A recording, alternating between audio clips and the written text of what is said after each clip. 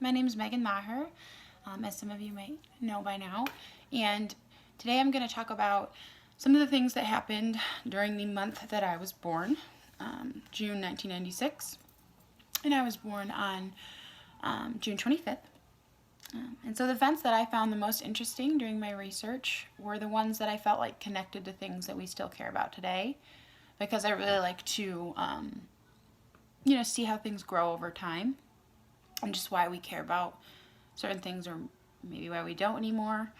And so one of the things that's talked about a lot today is feminism. And I thought it was really interesting that on the first day of my birth month, feminism reached Japan, according to The Economist newspaper. And they started offering contraceptives to women in public places, which in Japan was a big deal. I mean, they were isolationists forever and pretty much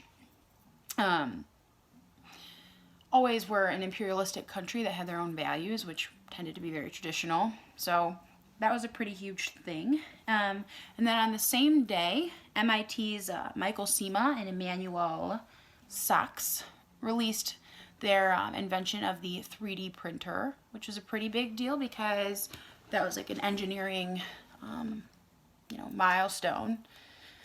And then a big thing in our own area, my area, that's talked about today is Flint, Michigan. And I'm sure we all know why. But on June 8th, 1996, a big kind of conversation was started between American auto manufacturers and foreign manufacturers of auto parts, and they kind of decided that at that time to start outsourcing jobs for auto parts for cheaper, parts to make our cars. And so that got rid of a lot of jobs in Flint and in Metro Detroit. And so, of course, I think we're still seeing the impact of that now. And then also, The Economist reported on June 8th that the crime and punishment get tough policies were being widely adopted. So we started imprisoning people more for smaller things. And that wasn't just in America, that was global. For developed countries, it's a policy that we were kind of leaning towards. And then Bill Clinton's sloppiness on the same day may not worry the voters, but it should, was what the headline said. And I just thought that was interesting because, given who our president is today, of course, we haven't really seen much of a conversation change, but I think definitely in the things that will shock us, we've gotten a little bit more used to what can really happen when you put certain people in office. And then television today and tomorrow, the big American TV networks will not only survive but thrive in the next century. It was projected that, so basically, NBC, CBS, Fox News, those stations were going to blow up for television and for where we get our media. And obviously that happened on quite a big scale. And one of the things that I thought was funny was they were super concerned about prime time, hours of when they could broadcast, when people would actually watch.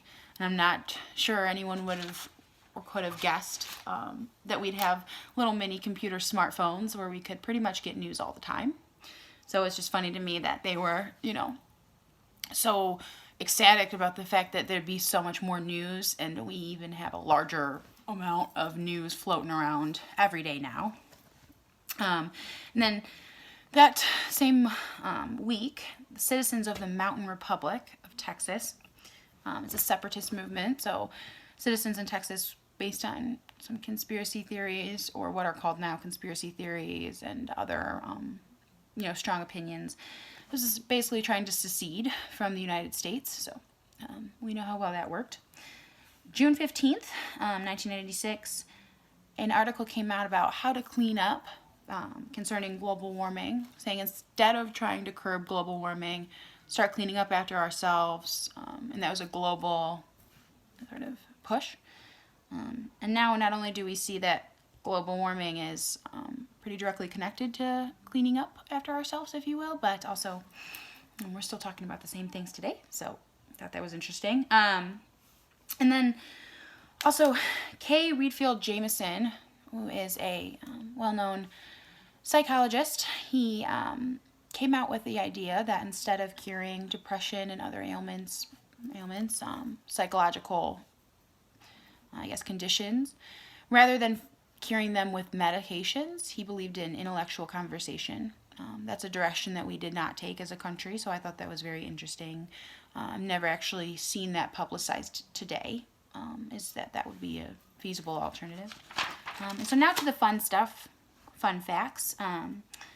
Walt Disney, this part's not so fun, halved their movie release schedule because they were outputting so many films and spending so much money that they had to hold back a little bit. But one of my favorite movies was released in this month, Hunchback of Notre Dame by Disney. And then also The Nutty Professor and House of the Damned, which I like all three of those movies, although they're very, very different.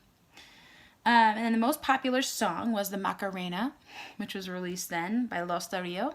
And then Celine Dion was actually number 3. Mariah Carey was number 2 with Boyz II Men. So it's just funny that some of the songs that I think are so old are really released right when I was born. And gas was $1.20, which is not how it is today. So I just think it's very, very interesting that during my birth month, there were so many conversations that we're still having, and you'd think, oh, we've got so much more in-depth technology and things like that, but really, it's all the same questions we're asking ourselves, and I think it's very interesting to know that, we're figuring out the answers step by step, and sometimes we maybe take wrong turns, but looking at stuff like this, like, how conversations could have gone different ways with regards to things that are causing trouble now, I think it's very useful to look into.